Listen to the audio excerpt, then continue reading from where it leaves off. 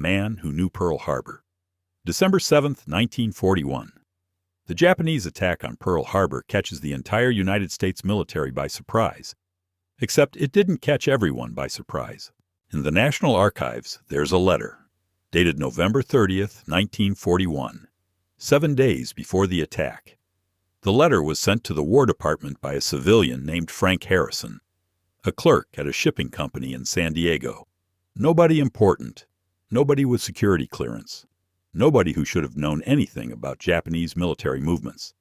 The letter describes the attack in detail, the date, the time, the specific targets. Harrison mentions battleships by name. He describes aircraft carriers launching from the north. He provides coordinates that match Japanese fleet positions exactly. The War Department filed it as unverified civilian intelligence. They didn't investigate. They didn't follow up. After December 7th, military intelligence retrieved the letter. They interviewed Harrison 5 times. Each interrogation became more aggressive. Harrison couldn't explain how he knew. He said the information came to him in dreams, vivid, precise dreams that felt like memories, as if he had already lived through the attack. The interrogators didn't believe him. They suspected he was a Japanese spy, but they couldn't find any connection to enemy intelligence. No radio equipment, no code books, no contact with foreign agents. Harrison was held for 3 weeks, then released, with a warning. He was never to speak about the letter or his predictions again. He disappeared from public records in 1943. No death certificate, no forwarding address, no military service record. The letter remained classified until 1988. When researchers finally examined it, they discovered something else. Hidden in the margins of the document were additional notes, written in Harrison's handwriting. Predictions about future events, the atomic bomb, the Cold War, the assassination of JFK, all dated November 30th, 1941. The National Archives has never explained how those additional notes appeared. They weren't there when the letter was originally filed. Multiple archivists have verified this. The letter is stored in a restricted section, available only by special request. Very few of those requests are approved. The Victorian photograph. In 1995, a film processing shop in Toronto received a roll of undeveloped film. The customer who dropped it off never returned to pick it up. After 6 months following standard procedure, the shop developed the film. The images showed scenes from the 1920s, authentic period clothing, vintage automobiles, street scenes from old Toronto. Nothing unusual about that. People often find old film and have it developed. Except this wasn't old film. The film stock was Kodak Gold 200, manufactured in 1994. The film itself was less than a year old. The photographs showed extraordinary clarity. No degradation, no damage from age. These weren't pictures of old photographs. They were pictures taken in the 1920s on 1994 film stock. The shop owner contacted Kodak. Kodak sent a technical analyst. The analyst confirmed it. The film was genuine, 1994, Kodak Gold 200. The images were not reproductions or double exposures. They were primary photographs. One image showed a crowd gathered outside a building. Behind them, barely visible, was a reflection in a window. Digital enhancement revealed the photographer, a woman in jeans and a modern jacket, holding a contemporary 35mm camera, standing in a street scene from 1925. Toronto police investigated. They identified the building in the photograph. It was the Royal Alexandra Theatre. The crowd was gathered for the premiere of a silent film. October 15, 1925. Historical records confirmed the event. Newspaper photographs from that day matched the scene exactly. But those newspaper photographs didn't show the woman with the camera. She appeared only in the 1994 film. Police attempted to identify her through the film processing receipt. The name on the receipt was Anna Hendricks. The address didn't exist. The phone number was disconnected. Digital forensics labs examined the negatives. No tampering, no manipulation. The images were photographically genuine. One detail troubled the investigators. In the background of another photograph, a storefront was visible. The sign read, Hendricks Photography, Est 1889. Archival research confirmed that a photography studio with that exact name existed in Toronto. It operated from 1889 until it was destroyed in a fire in 1926. The owner was listed as Anna Hendricks. No surviving photographs of Anna Hendricks exist. Her studio records were destroyed in the fire. The film remains in the possession of the Toronto Police Service. Evidence File 95-4471, classified as unexplained. The library book. In August 2009, a librarian at the New York Public Library made a routine discovery. A book had been returned to the wrong shelf. The book was a first edition of H.G. Wells' The Time Machine, published in 1895. Valuable, but not priceless. The librarian checked the circulation card. The last person to check out the book was in June 1958. The return was 51 years overdue. Standard procedure required a late fee calculation. That's when things became strange. The circulation card showed a checkout date of June 3, 1958. The borrower's name, Elizabeth Arnett. Library card number, 452-2891. The librarian searched the database. No record of Elizabeth Arnett existed. The library card number was from the correct 1958 sequence, but no patron file matched. The return slot sensors logged the book's arrival. August 12, 2009, at 2:17 a.m. The library was closed. All entrances were locked. Security cameras showed no one entering the building. The book appeared in the return slot with no explanation. Library security reviewed the footage frame by frame. At 2:16:47, the return slot was empty. At 2:17:03, the book was there. No hand visible. No person approaching. The book materialized in 16 seconds of footage. Stranger still, the book was in pristine condition. No water damage, no yellowing pages, no aging. It looked exactly as it had in 1958. Books don't survive 51 years of unknown storage without showing age. Paper deteriorates. Bindings crack. Pages discolor. Library preservation experts examined it. The paper showed no signs of aging beyond what would be expected from its 1895 publication, but it showed none of the damage from 51 years of unknown storage after 1958. The book had been protected somehow, stored in climate-controlled conditions, protected from light, moisture, and handling. Inside the book, between pages 84 and 85, was a bookmark, a New York City transit card, from 2053. The Metropolitan Transit Authority confirmed the card's design matched their planned rollout. Scheduled for 2053, the design wasn't public information in 2009. The card was functional. It contained a valid serial number in the 2053 sequence. The MTA confiscated the transit card. They issued no public statement. The book was returned to circulation. It was checked out 3 days later. The borrower never returned it.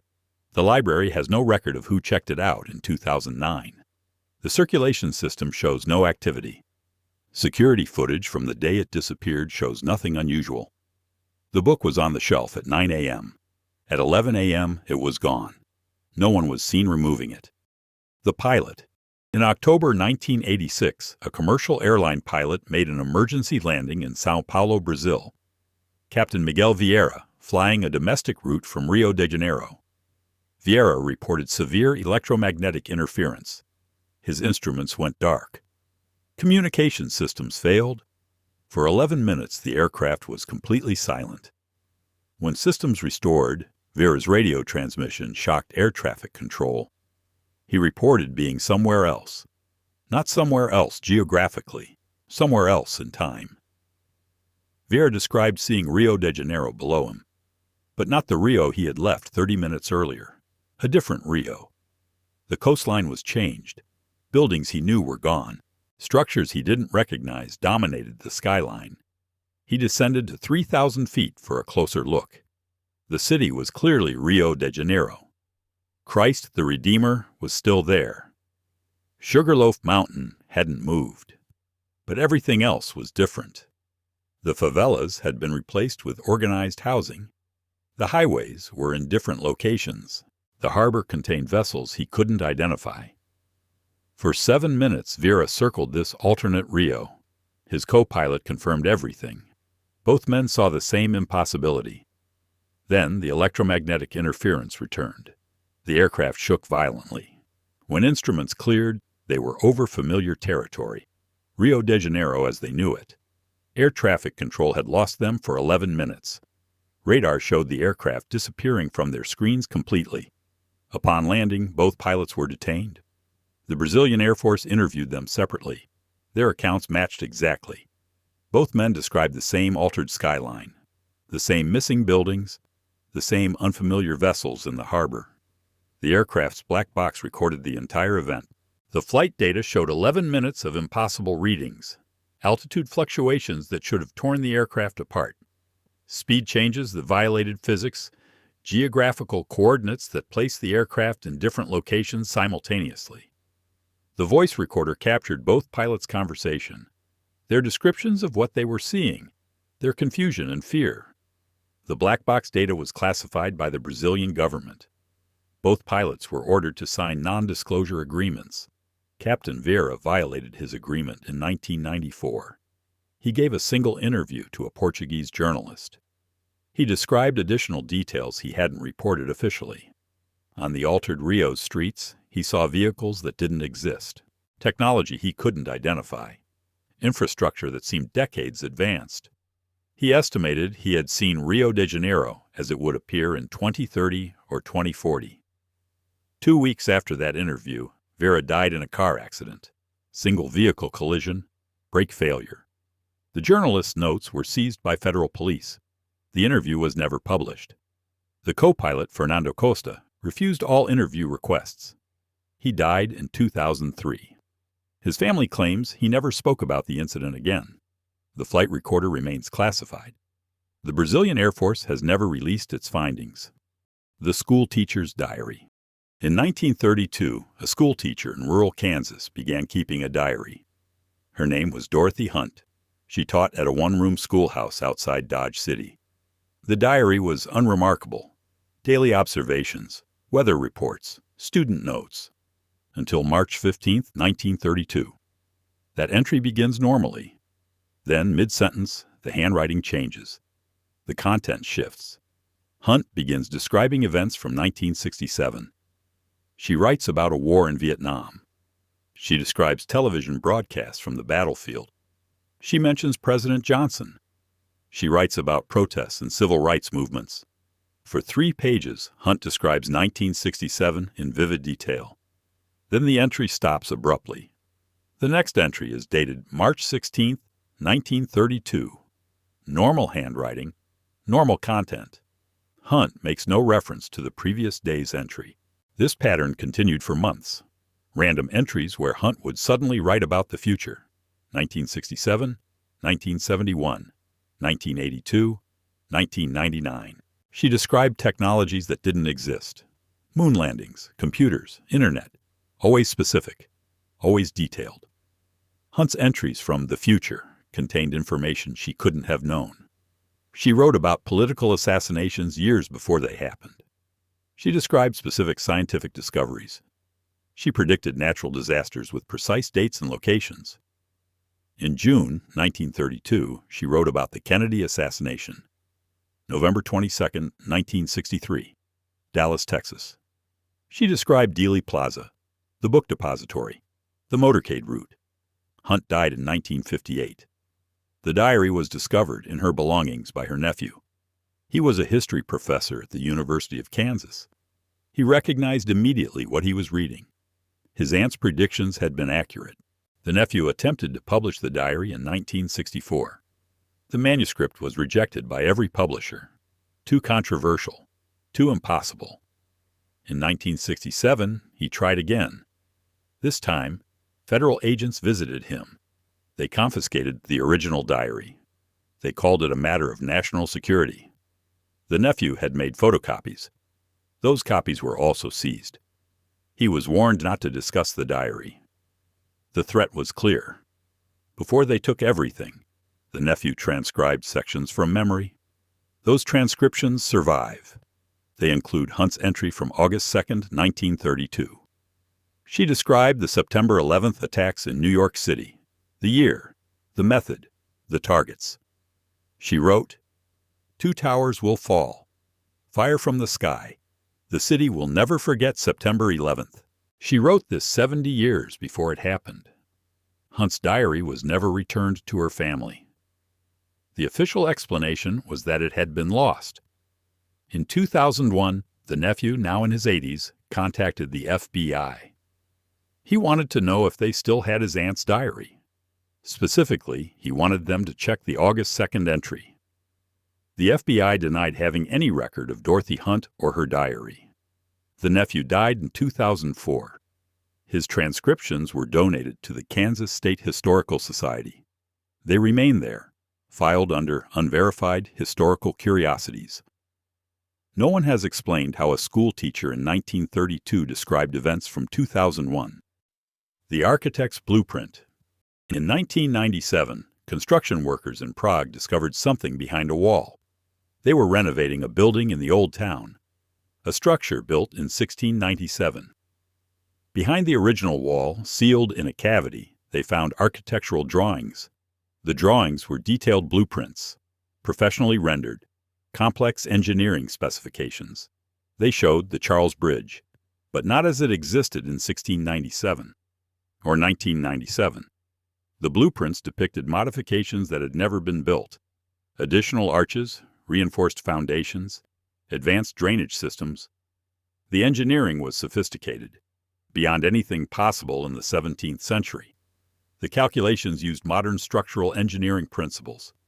The paper was authentic 17th century stock. The ink was period appropriate. Carbon dating confirmed both, but the content was impossible.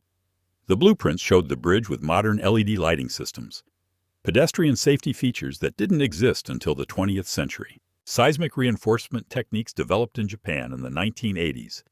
At the bottom of the primary blueprint, a signature. Yaroslav Novak, 2031. The Czech Academy of Sciences examined the drawings. Forensic document analysts confirmed they weren't forgeries. The paper and ink matched the 17th century, but they had been sealed in the wall in 1697. Yet the content referenced construction techniques from the 21st century. Researchers investigated Yaroslav Novak. Common Czech name. No record of any architect by that name in Prague. Not in 1697, not in 1997, not ever. But the name appears in one place.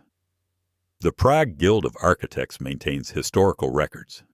In 1697, a man named Yaroslav Novak petitioned to join. His petition was denied. No reason given. He disappeared from records after that. The blueprints showed something else. Hidden in the technical specifications were dates. Maintenance schedules projected centuries into the future. One note, written in the margin: inspection due 2024.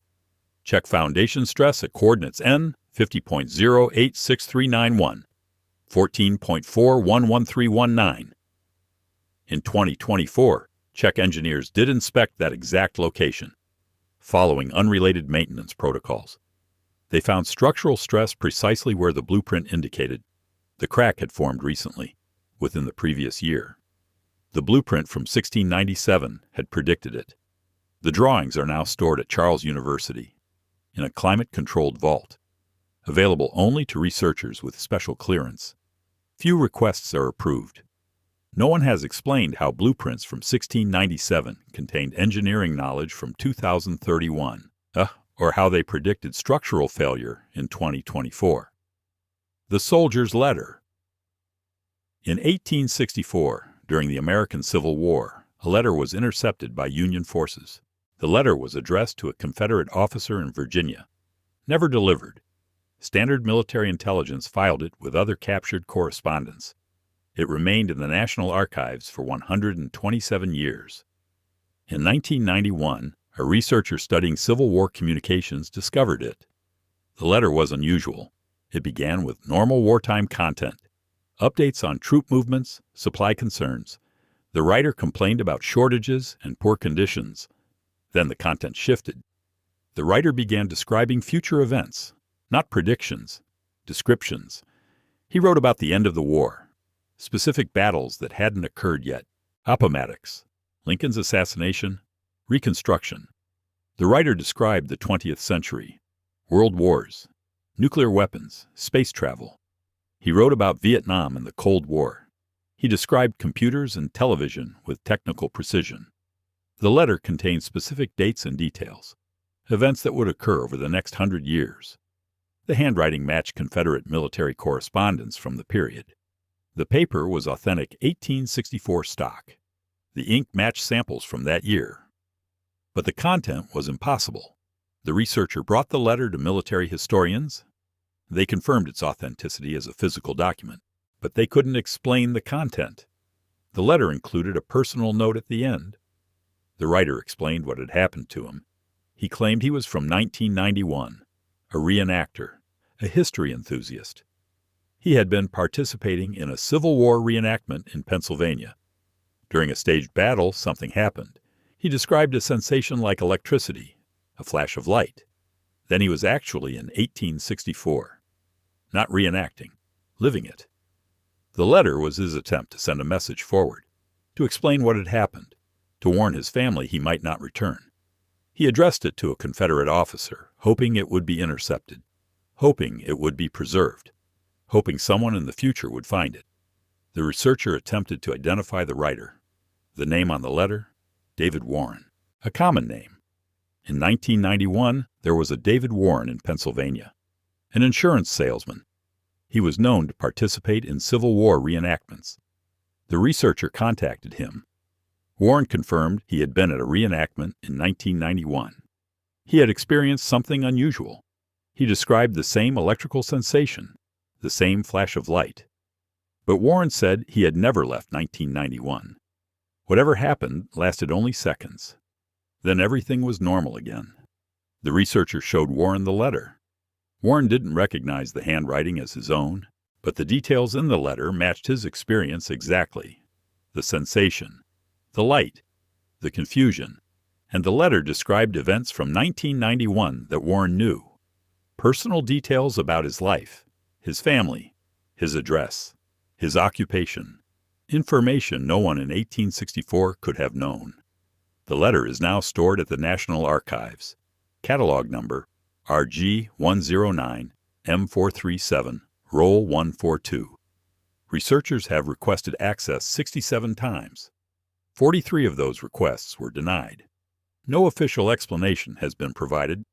The Museum Visitor. In 2003, security cameras at the British Museum recorded something unusual.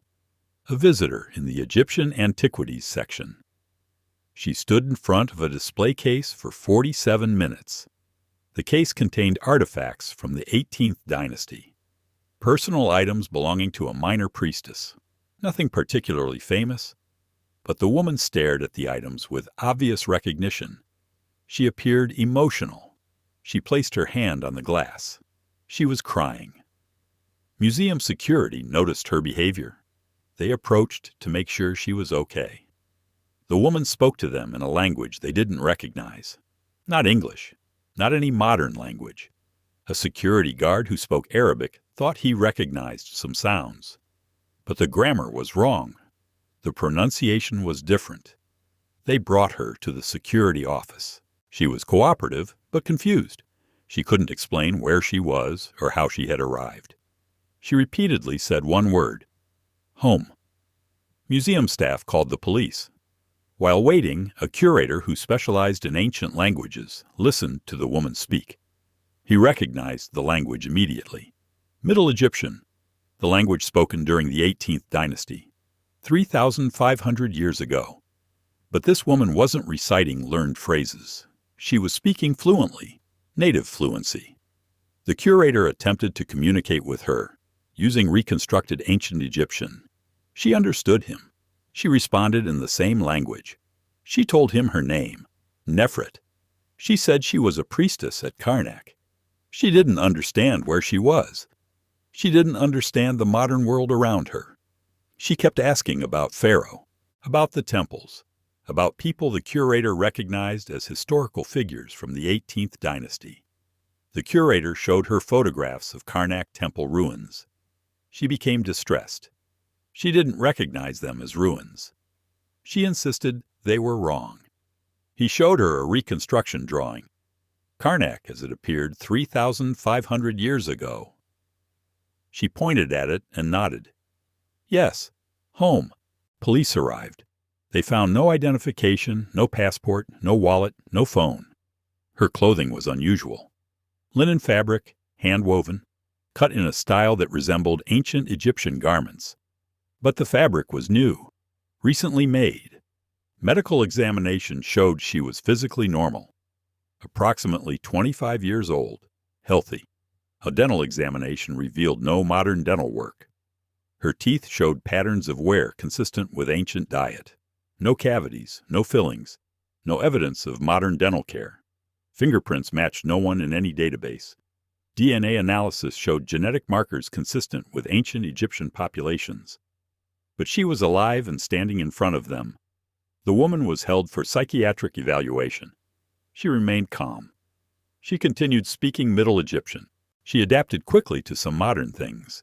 She understood mirrors and electric lights.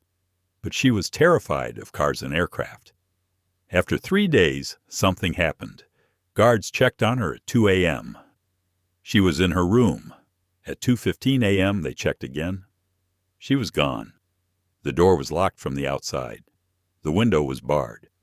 Security cameras showed no one entering or leaving. She had simply vanished. The British Museum has never commented publicly. The case file is restricted. The curator who spoke with her wrote a detailed report. He insisted she was not mentally ill. She was not lying. She genuinely believed she was from ancient Egypt. And her knowledge proved it. She described ceremonies and rituals that weren't in any public record.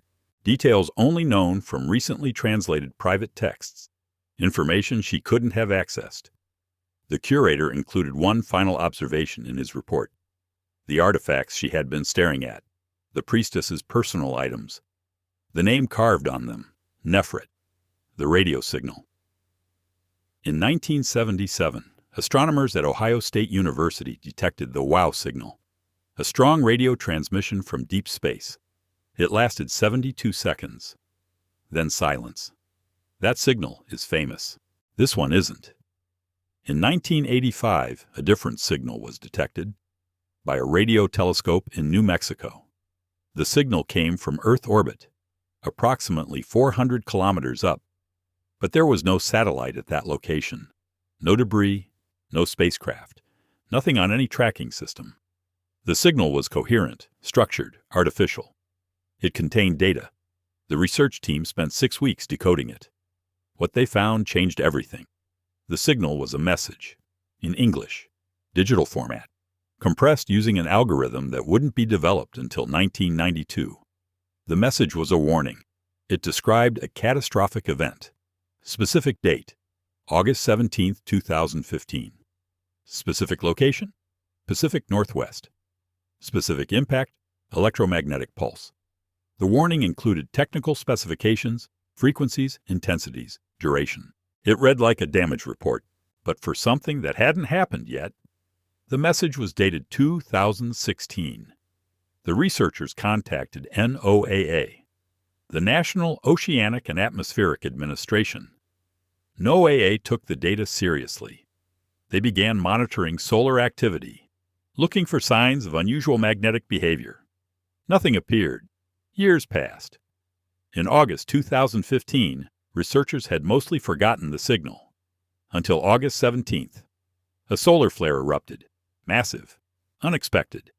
It released a coronal mass ejection directly toward Earth. The electromagnetic pulse hit exactly as the 1985 message predicted.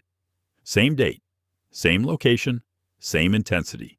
Power grids in Oregon and Washington failed. Satellite systems went dark. Communication networks crashed. The damage matched the 1985 prediction precisely. After the event, researchers pulled the original message from archives. They re-examined it. The message included one additional detail they had missed: coordinates for the radio telescope in New Mexico. the exact location where the signal was received in 1985, and a timestamp, August 19, 2016, 0342 UTC. On August 19, 2016, at exactly 0342 UTC, that radio telescope received another signal. Same source, same compression algorithm, different message. This one was shorter. 4 words. Transmission confirmed. Returning home. The telescope tracked the signal's origin, 400 kilometers up, same empty orbital position as 1985. Radar detected nothing. Satellites saw nothing. But the radio signal was clear. Then it stopped. No follow-up messages, no additional signals. The source went silent. NOAA classified the entire incident. The 1985 data, the 2015 predictions, the 2016 confirmation. The research team was instructed not to publish. National security. 2 members of the original 1985 team violated that order. They published a paper in 1998. The journal retracted it within 48 hours. Both researchers lost their positions. One of them, Dr. Sarah Chen, continued investigating privately. She compiled evidence, testimonies, data analysis. In 2017, she attempted to release her findings online. The website went dark within hours. Every copy of her data disappeared from servers worldwide. Dr. Chen died in 2019. Heart attack. No suspicious circumstances officially.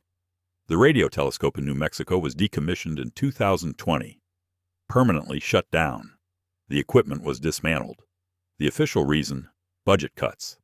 The data from both signals remains classified. Freedom of information requests are denied. National security exemption. The vanishing student. In 1968, a university student in Moscow disappeared during a physics lecture. The professor was discussing theoretical time dilation. Mid-lecture, a student raised his hand with a question. The professor called on him. The student stood. He opened his mouth to speak. Then he wasn't there. Empty seat. No sound, no flash, no disturbance.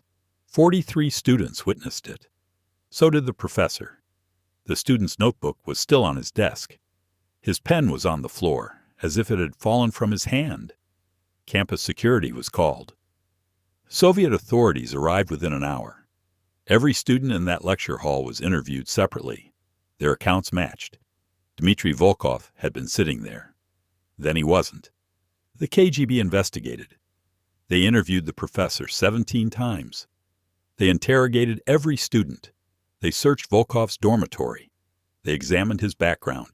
He was an ordinary student, his good grades, no political issues, no reason to defect or disappear. His family was questioned. They knew nothing. The case was classified. Everyone involved was ordered to remain silent. The lecture hall was closed, permanently.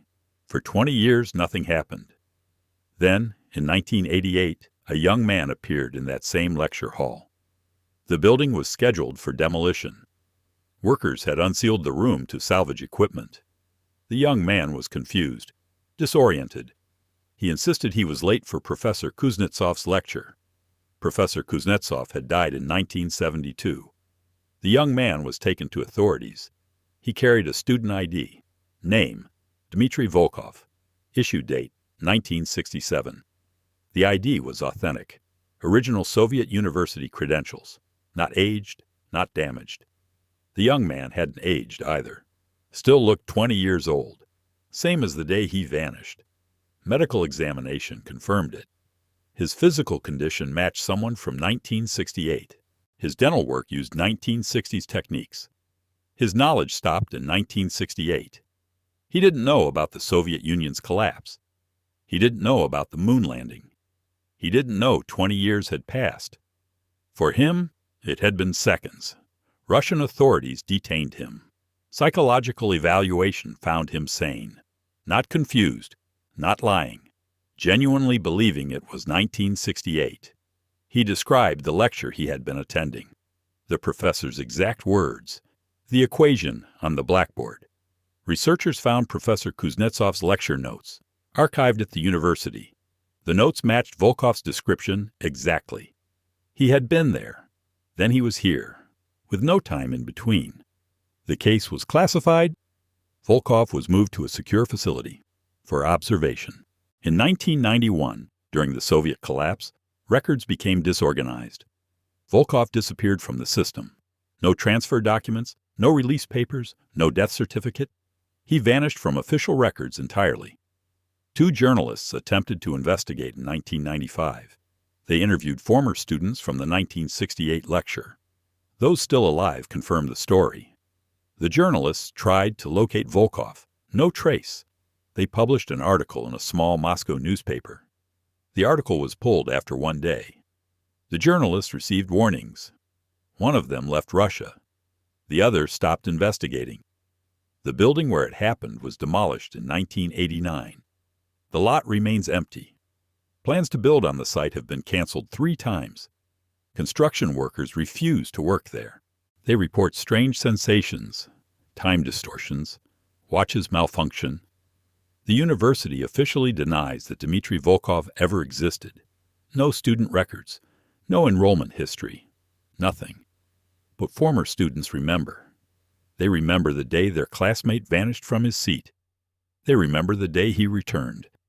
And they remember that he returned unchanged, as if no time had passed, as if time, for him, had simply stopped. If you're hungry for more impossible stories, check out our previous video about 10 people who remember a past that never happened. The evidence will leave you questioning everything you thought you knew about the nature of time itself. Until next time, when we find out how.